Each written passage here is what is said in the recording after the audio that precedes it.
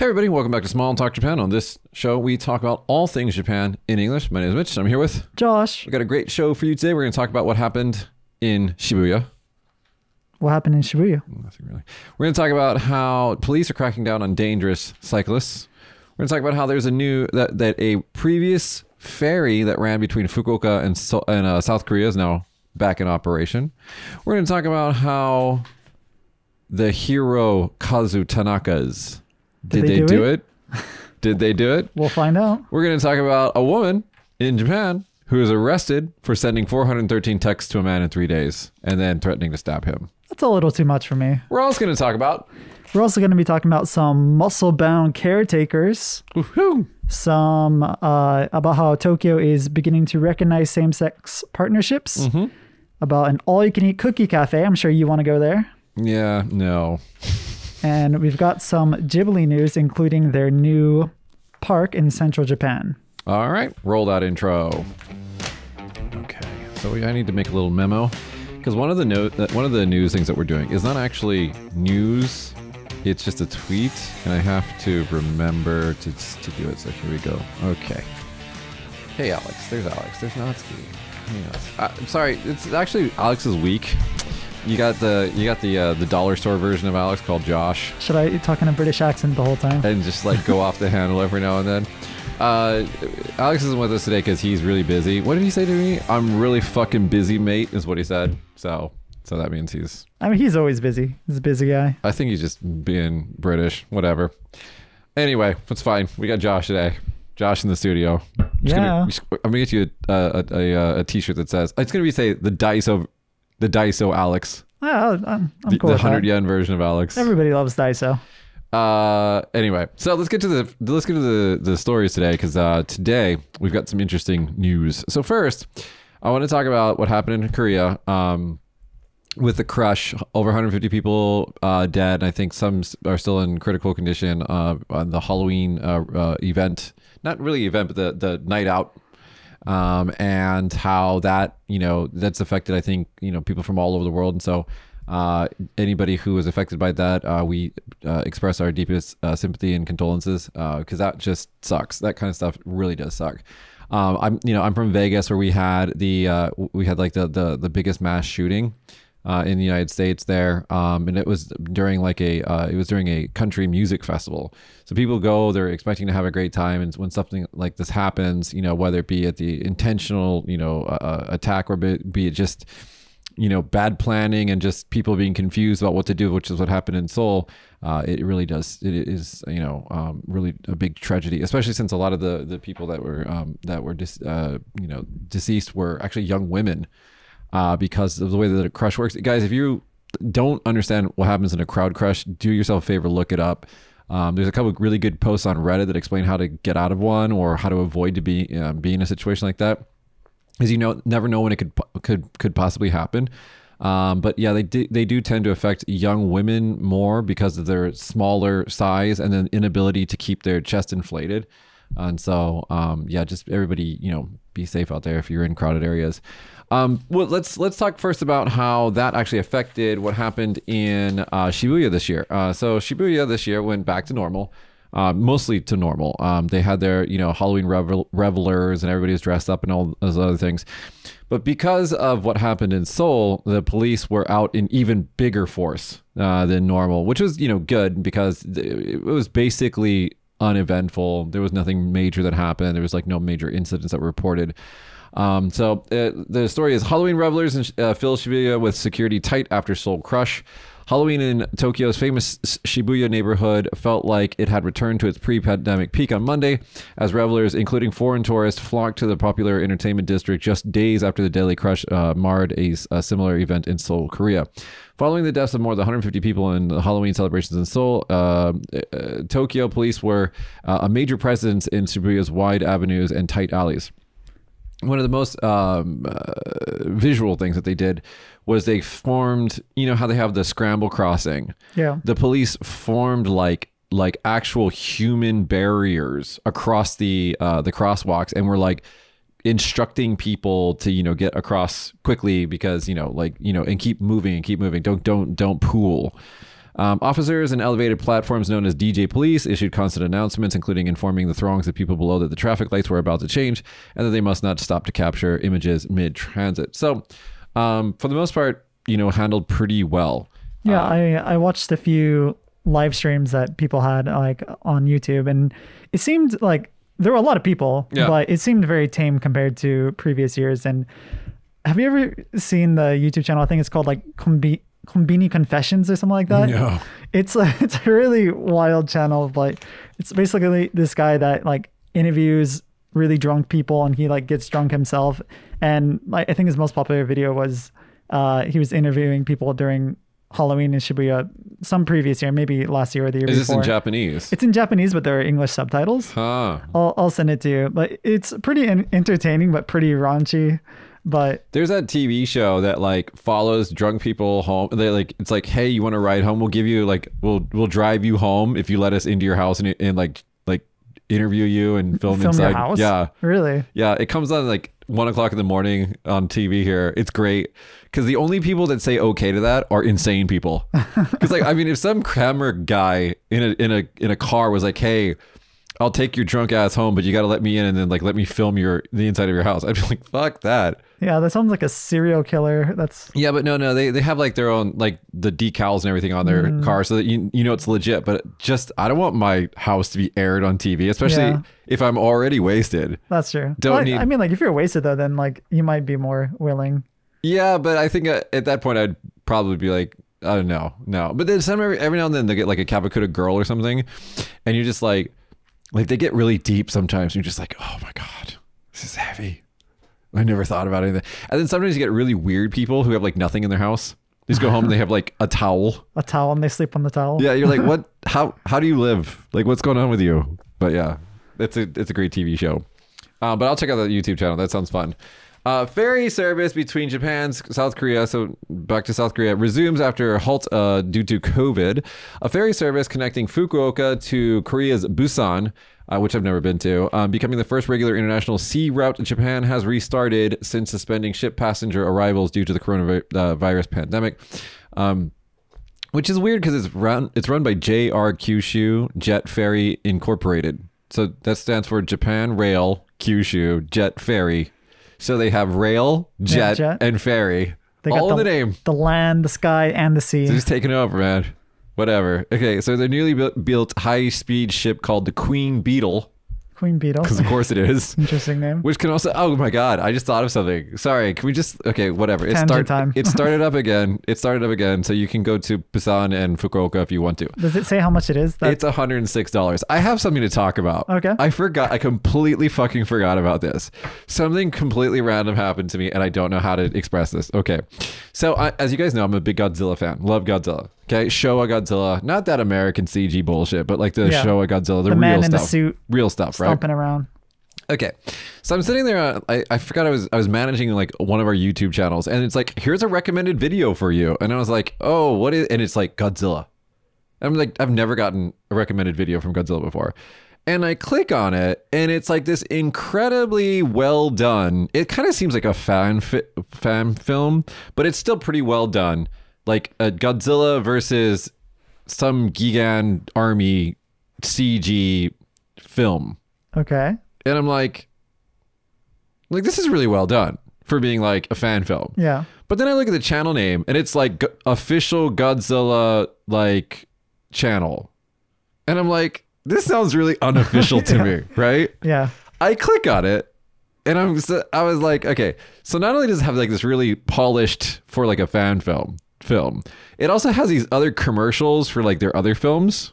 Okay. Which I'm thinking like, if this is not an official channel, this shit should all be flagged and taken down, right? Right. Keep scrolling, and all of a sudden there's like this white guy who's like, let's talk to you about Godzilla in English with Japanese subtitles. Okay. Wait, I keep scrolling, and it turns into anime. Like anime Godzilla stuff. I keep scrolling, and it turns into like some Japanese dude in an office with like crazy amounts of like text and shit on the screen talking about Godzilla. And then wait, no, it keeps going. And then finally, if I keep scrolling further, it turns into one of those like, you know how they have like those, they're like parasitic targeting little kids channels that have like little dolls and stuff doing weird shit. it turns into that kind of channel. So this is all official Godzilla stuff, though, right? And I'm trying to figure this out. Here, I'll send you the pictures. You can put it in the thing if you edit it later. So this is like the puppet stuff that they have. Then it's like the anime stuff that they have. Then it's like this.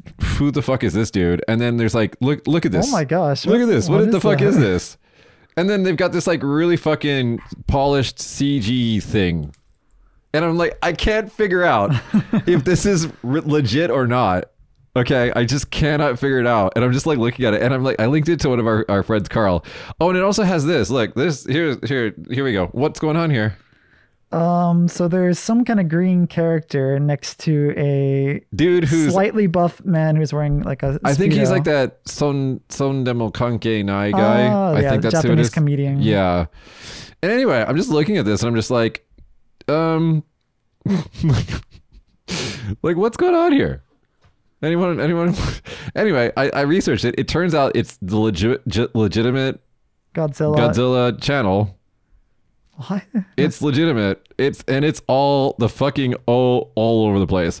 I'm just gonna share the whole conversation I had with you, and you can just like put whatever you want into the video podcast. Okay. It's just like all the fuck over the place. It doesn't make any sense. Wait, isn't that dinosaur, like the two dinosaur things that are DJing, isn't the dinosaur on the left the one from that like really old Dinosaur? I'm the baby. Yeah. Yeah. It kind of looks like him, but I think it's Baby Godzilla. I really don't know, guys. I really don't know. You guys should all check it out. It's the official Godzilla YouTube channel. Just like click on videos, start scrolling, and just be like you're not sure. What it probably is it's I think Soho or Toho or whatever the parent company that owns Godzilla is. Yeah. I think it's their really, really fucking we don't understand YouTube attempt to do YouTube. Like they just saw like recommended videos and I'm like, oh, this is what we should do. You're like, let's play do with this these shit. dolls, and it goes back like 7 years. So it's not like something that just happened. It's just like, I don't know. My head just went. And here's the thing. Like I went to the subreddit for Godzilla after this because of course I did. I was just like, come on. Like, is there like evidence? And they're like the #1 post in the subreddit because that CG film thing just dropped. Can we call it that? Just dropped. Like the other day. So like the subreddit on Reddit is all like, oh my god, check out this official video from the official Godzilla channel. And I was just like, I guess it's official. Who knows? I mean, they have way more subscribers than we do. Yeah, no, dude. So they're doing something right. They've been doing something for about 7 years, man. Jesus. Anyway. Anyways. That was my news on Godzilla, everybody. Thank you very much. Let's go to a story from you. All right. So speaking of macho men stretching, trying to do that. You're trying to learn to do segues. Yeah. Segues are hard. Anyways, nursing provider doing heavy lifting with muscle-bound carers. An operator of regional nursing facilities in Japan is offering a service that takes a uniquely robust approach to caregiving by using muscle-bound group of staff to convey a sense of security and confidence to disabled and elderly residents. So basically, they're hiring a bunch of younger buff guys and they're paying them and then also compensating them for their gym fees and their protein shakes and any kind of bodybuilding competitions in exchange for them to be big buff guys. Macho up. Yeah.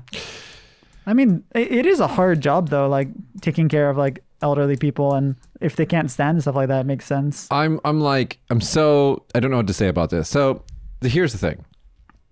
They got pictures of these guys like with their shirts off and everything. They're like, oh yeah, right. Yeah. But then when they go to work, they're just like wearing normal clothes. Yeah. So what's the point? Well, you think it's like a sexual thing? Like, isn't it? am I not understanding this? I thought it was like to pick up the old ladies. Then why are they modeling and they're trying to recruit women and they're like, there are positions open for not masculine, buff women, and they have none. They don't have one yet. Well, I mean, they're trying. I don't know. I'm not against it. I just think that they should like think about the uniform. That's all.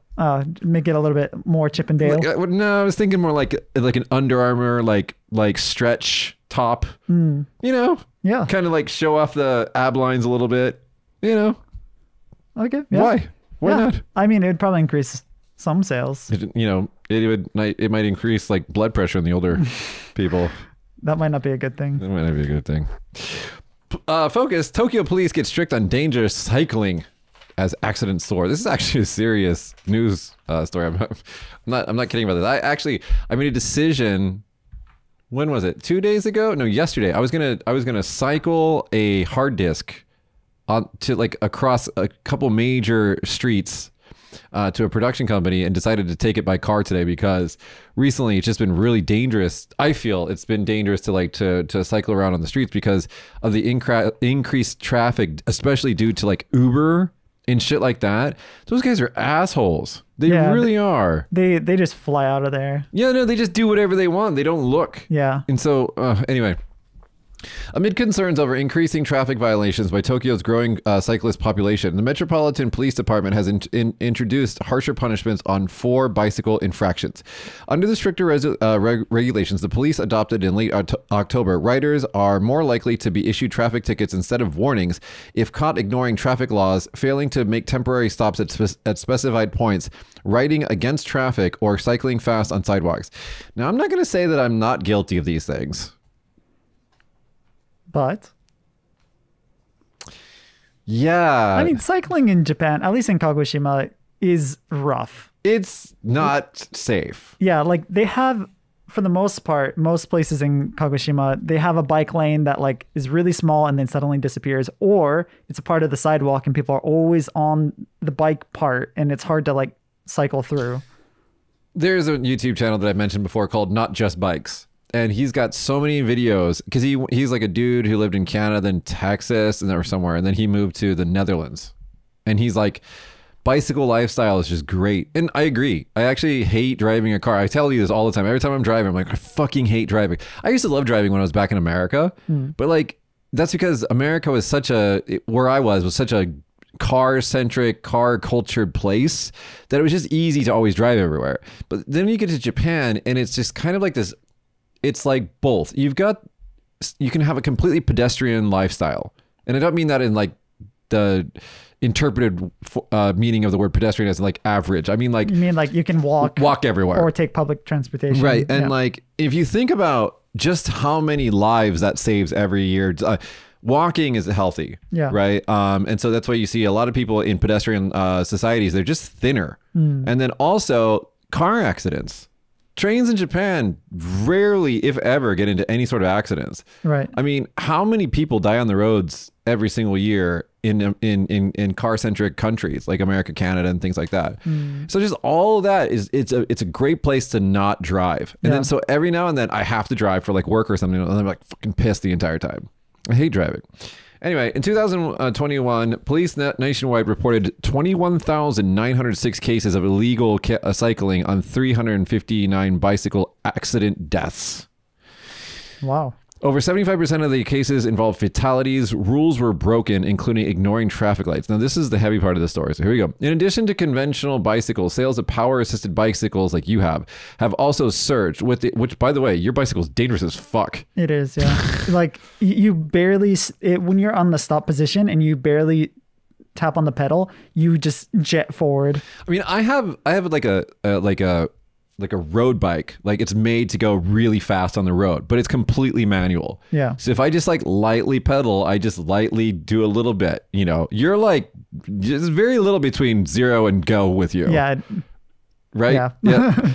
And then with the industry growing from annual sales of around 250,000 units in 2007 to 790 units by 2021, their uptake, though, has come with new dangers, particularly for young families. And you see this a lot in Japan when you see a mommy on a powered bike, kid in the front and a kid in the back. Yeah. And usually with no helmets on any of them.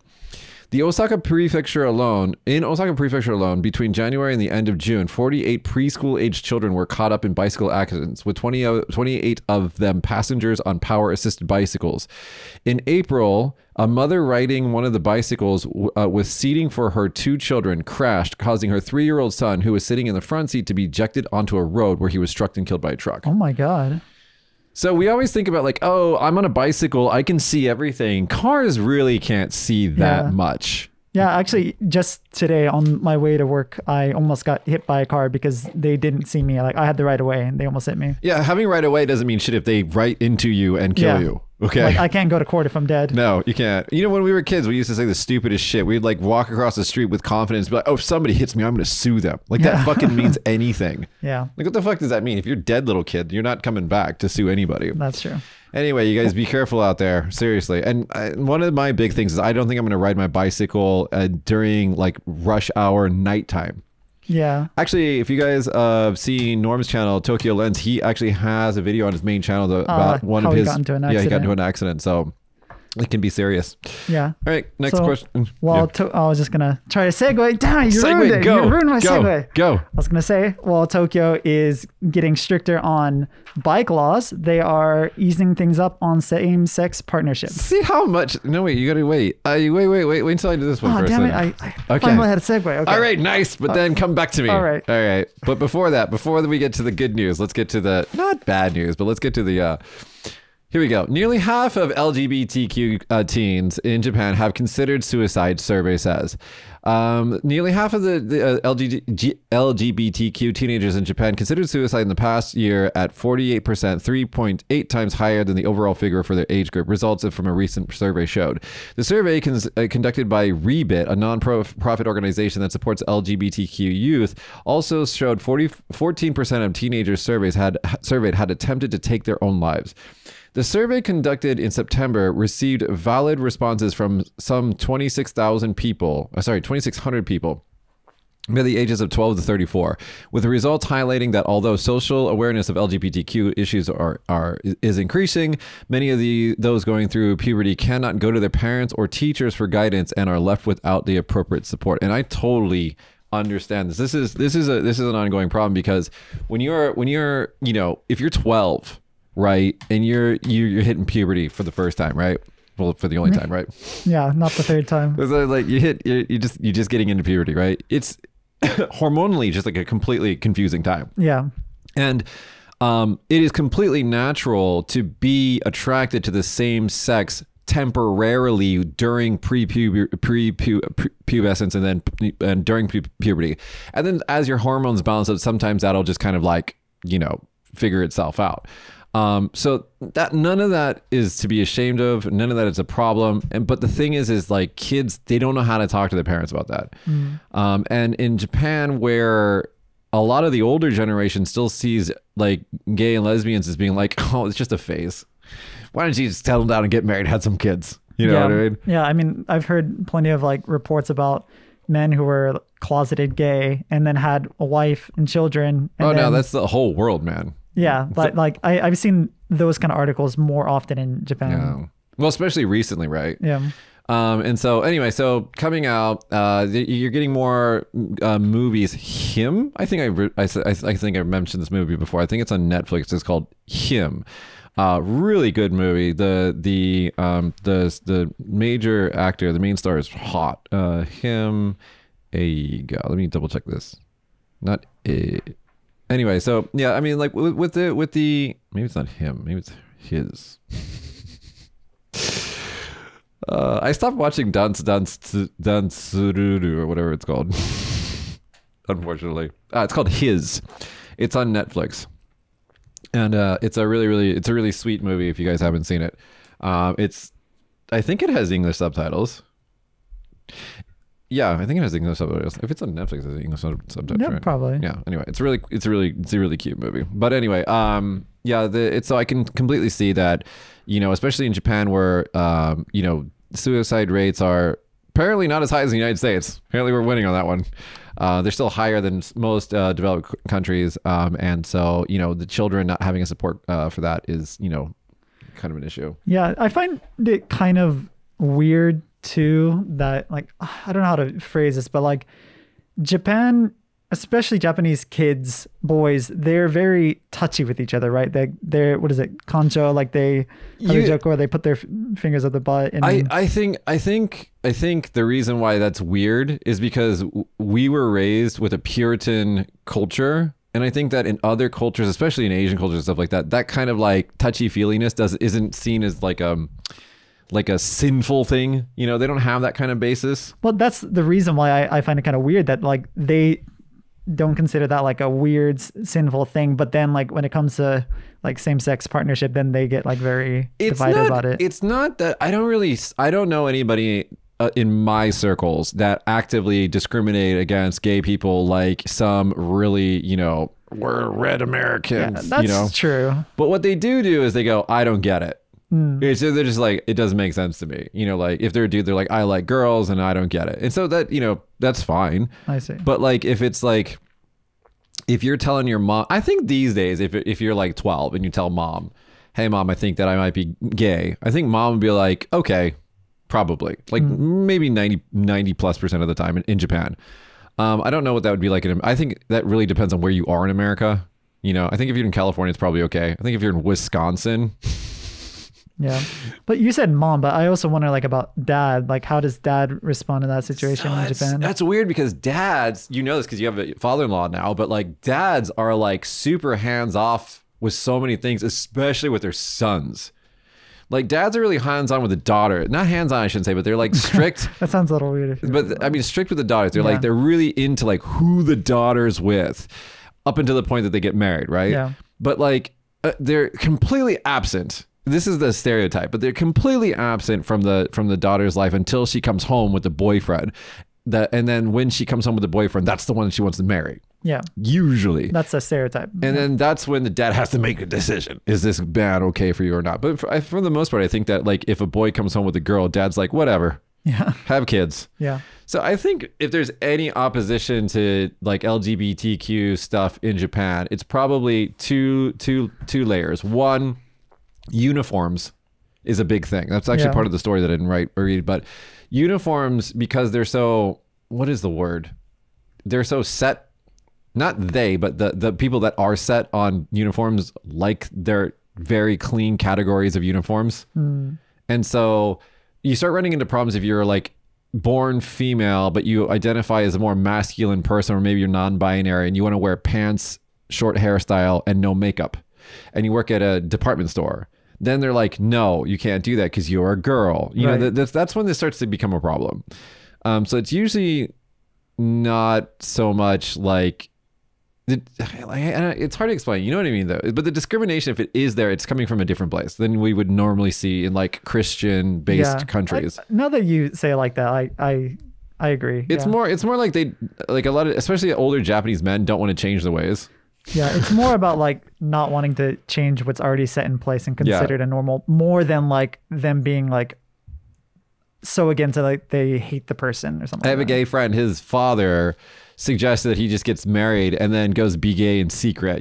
That's more like the kind of don't rock the boat solution that some Japanese would condone. But in this case, it's just there are those like underlying like what do you call it? Negative repercussions for having that kind of, mentality. And one of which the story talks about is that, you have this kind of like, it's not an overt discrimination, but it's kind of this low level.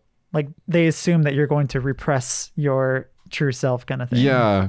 And there's also a bit of this otherism in there as well. Otherism is a huge, psychological factor as humans work. Yeah. And if you're constantly thinking of the LGBTQ, I don't think of the LGBTQ community as being a separate community. I just see as everybody as the same people.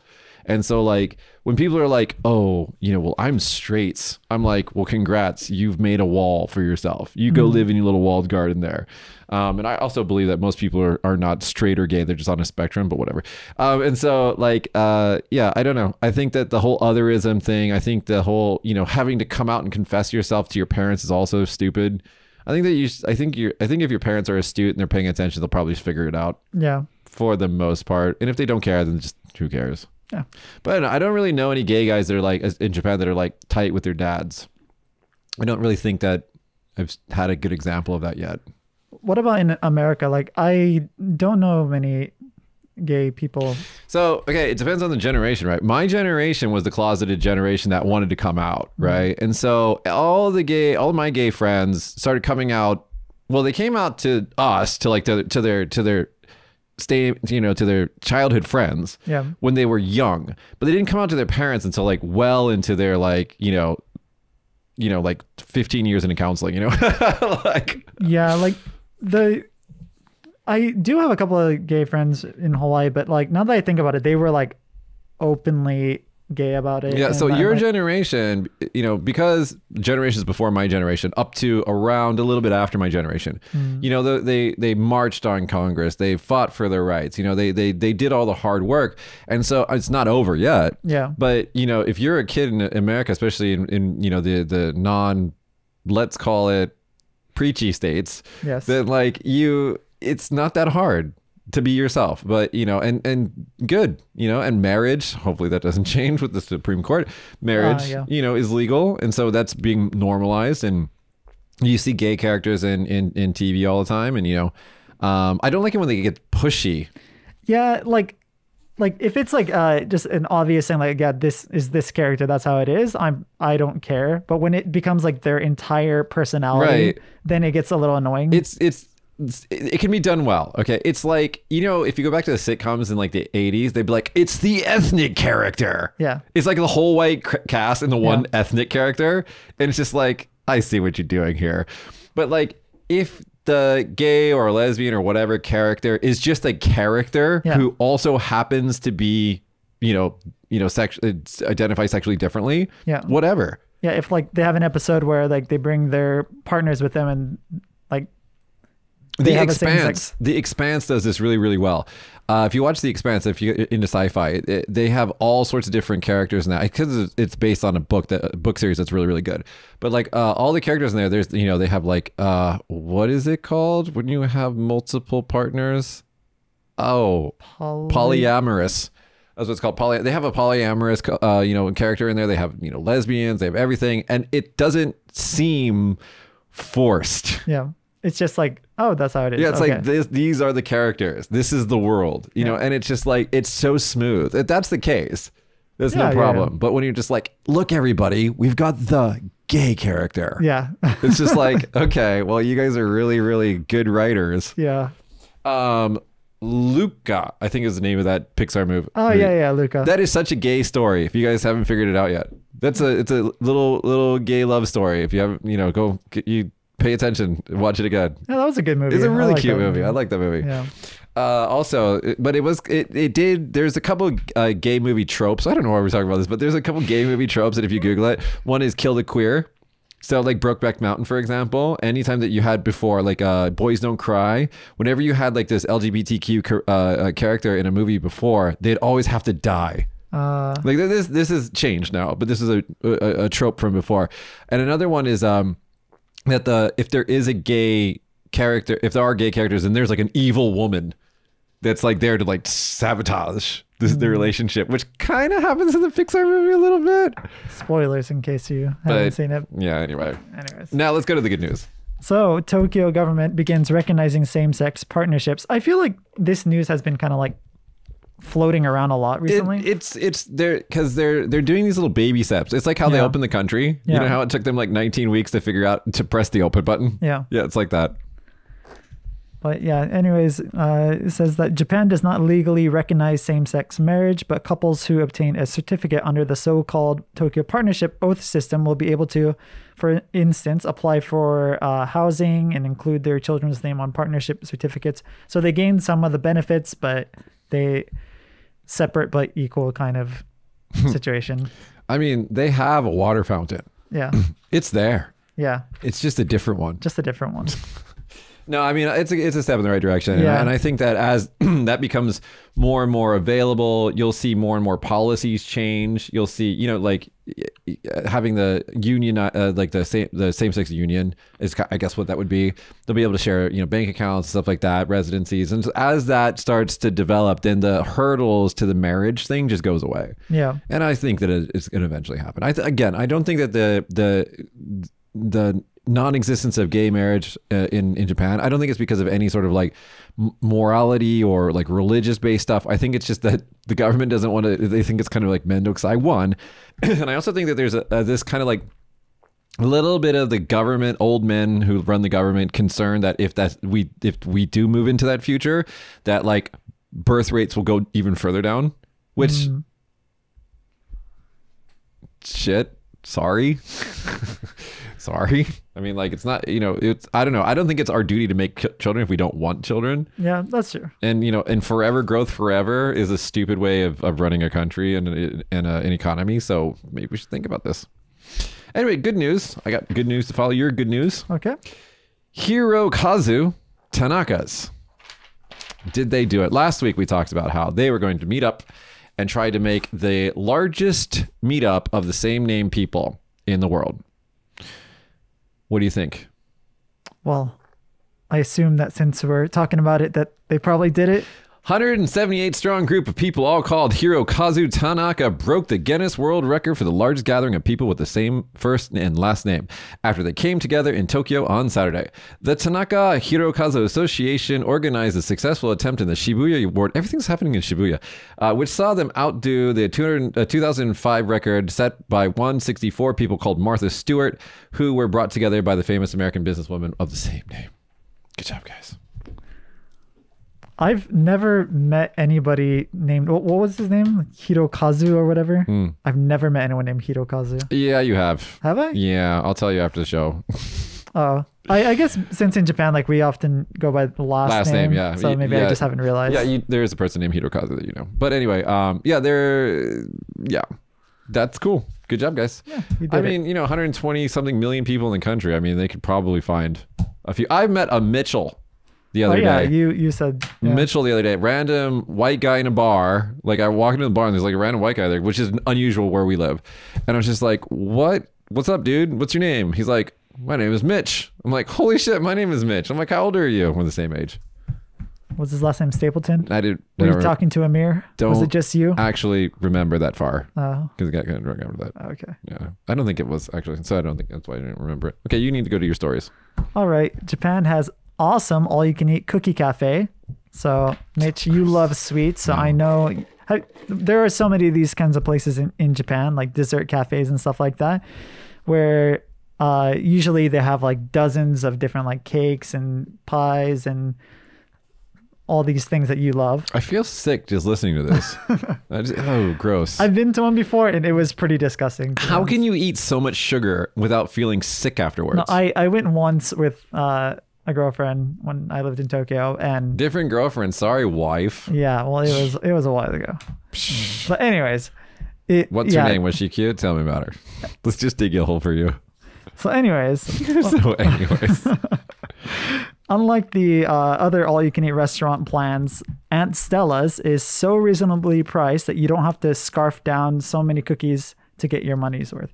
So normally it costs like a full course meal to go to these kind of all-you-can-eat dessert places.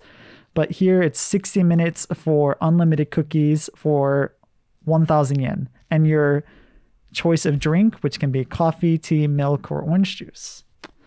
Orange juice and cookies. Oh, God. What is wrong with these people? Who the fuck would eat sweets with orange juice? Yeah, I kind of cringed as I said that. Oh, God. Okay. What other fucking shit stories do you have? So, okay, I read this article before we started, obviously. Yeah. Obviously, I'm prepared. But I was actually a little disappointed by this, but the much-awaited Ghibli Park opens to fanfare in central Japan.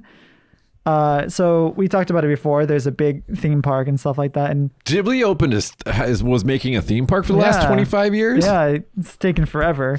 And so they have like all these different areas that are based off of the different movies like My Neighbor Totoro and Spirited Away. Mm-hmm. The park has sold out like all of the pre-sold tickets. Like I think they're only pre-selling tickets. They're not like having like an open park like they do at USJ or Disneyland. But reading this article, I was surprised to see that unlike Disneyland and Disney Sea and USJ and all that, the Ghibli Park has no rides. Mm-hmm. It's just things like set pieces and stuff like that. So it's basically like a giant Ghibli museum. Mm-hmm. Which, I mean, to me, kind of doesn't sound that fun. Fuck you, Ghibli. I love Ghibli movies, but like I thought it was gonna be like a USJ kind of thing where you can go on rides and experience like maybe you know, the cat bus kind of thing and like a 3D ride or something. So let's just think about this for a second, okay? Think about Disney, right? Yeah. What's a popular Disney movie? Cartoon. Frozen. Frozen. Okay. So action packed, magic, you know, they have Olaf, Yeah. you know, all these different set pieces and everything. It's, you know, fun. Yeah. Songs, right? Now let's think of Ghibli. Do you have any of that? I mean, like Spirited Away is an amazingly like crafted masterpiece, but it's not like incredibly like an action movie. Yeah, it's not like, I mean, if you think of Big Hero 6, for example, Yeah.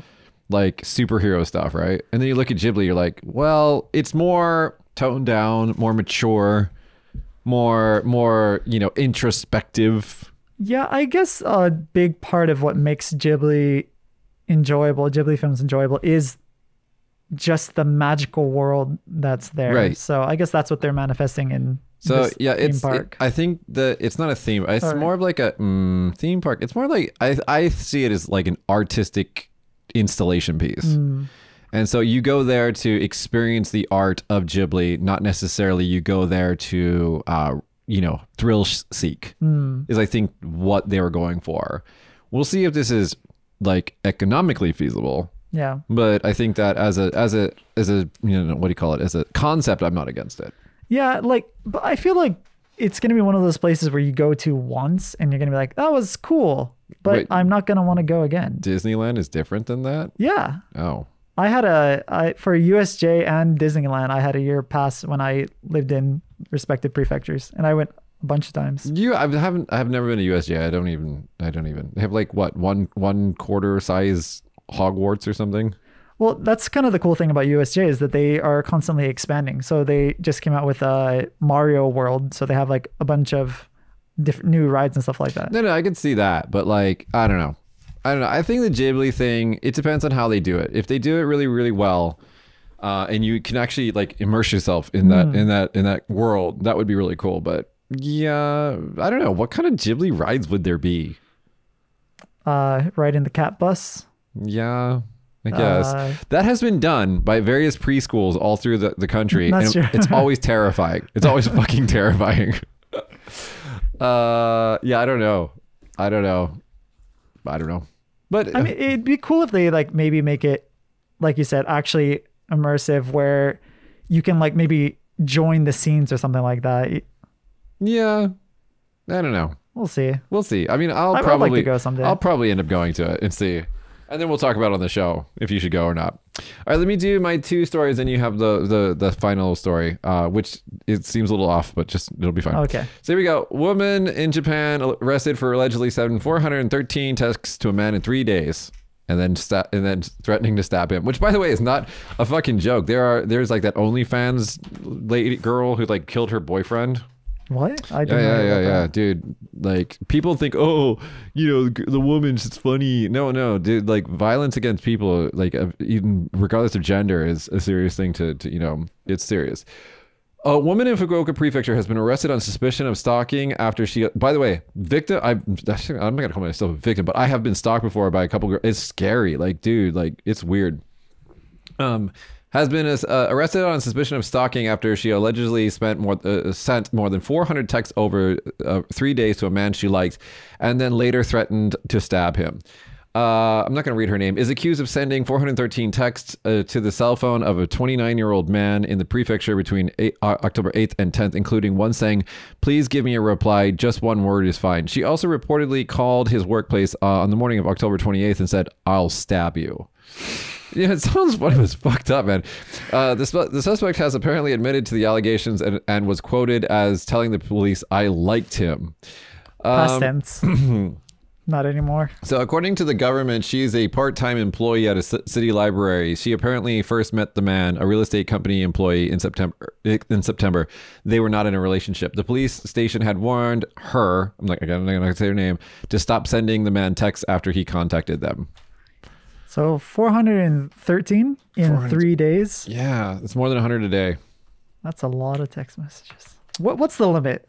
How many messages a day? And then you're like, I should call the police.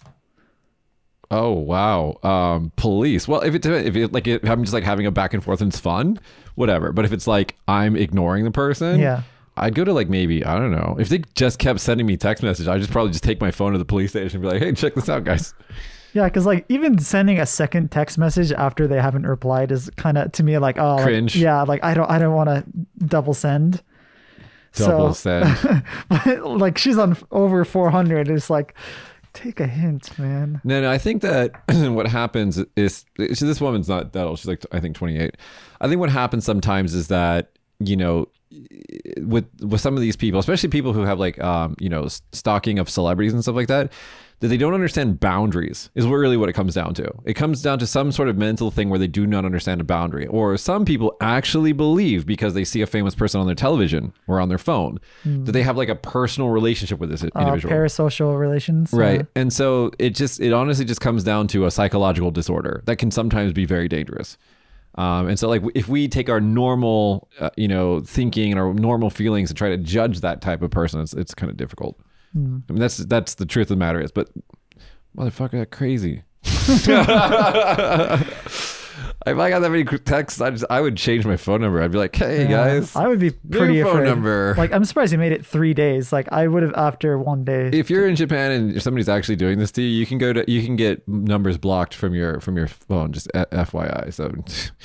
Let's go to something a little bit more light and French. The French embassy was invaded by a tanuki recently. Quite amazing, and they posted it on their Twitter. And that's there's really nothing else. That's the whole thing. So, a little embarrassing to say, but I totally thought tanuki was like a made up creature until I like was maybe in high school. Well, it does kind of seem like a made up creature. Yeah, and then like they have it in like video games and like old Japanese art with their giant balls and animation stuff like that. So I thought like when they say like, oh, it's a raccoon dog, I thought it was like, I don't know, some kind of fantasy creature. And then like I came to Japan and someone's like, oh look, a tanuki. I was like, what? So yeah, the one thing that's really interesting to me is that tanuki and raccoons are not the same thing. They can be very similar looking and behave similarly, but they're not the same thing. They are actually different. And yeah, takuni. Takuni? Takuni. Tanuki can be very dangerous in the wild because if you're driving around in the inaka in the countryside in the dark, they'll dart out in front of your car, and they are about the size of a small dog. So it can be a little dangerous, but yeah, they are troublemakers just like raccoons.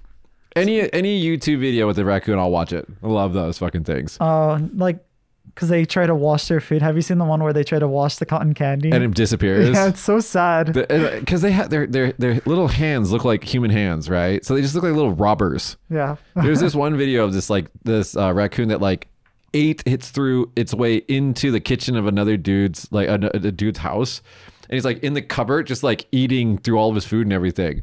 And he's like, hey, motherfucker, what are you doing in here? And he's just like ignoring the human, just eating his food. I think I've seen that video. Yeah. Love every one of those. They're so great. Yeah. All right, let's go to the last story from you, sir. All right. Back to Ghibli. Real life Spirited Away train line found in Japan? Question mark. Yeah. Is this going to follow your... What was the thing that you said? If it ends in a question mark, it's always no. Yeah, but it actually is a yes on this one. But this one's actually a yes. Says waterside train route in rural Japan looks like a scene from a Studio Ghibli film.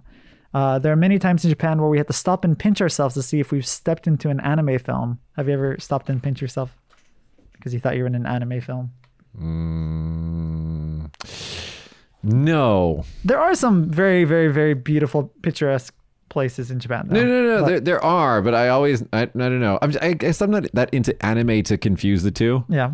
You know, like if you experience Japan only through anime until like you hit a certain age, then you come here, you'll be disappointed. No, like, you'll be like, where are the subtitles? Yeah, where are the subtitles?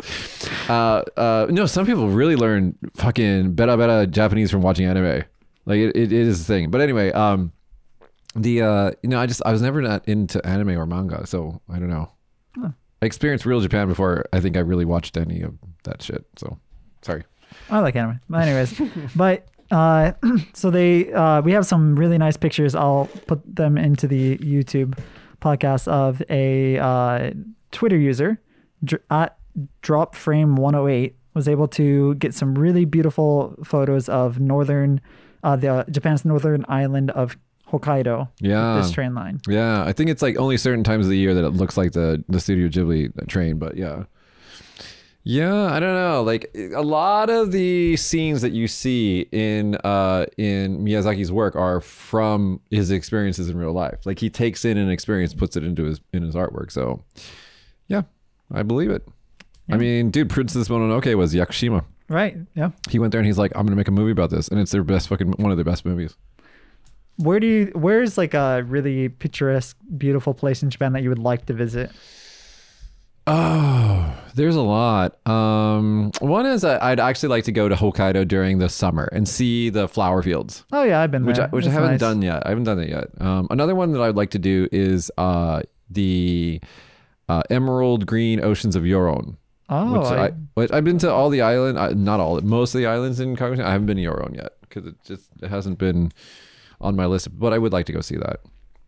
Other than that, I don't know. I've basically seen most of Japan. Where is it in Japan that like Torigate that's out in the ocean? Oh, it's near Nagas. No, near Hiroshima. It's called Torigate.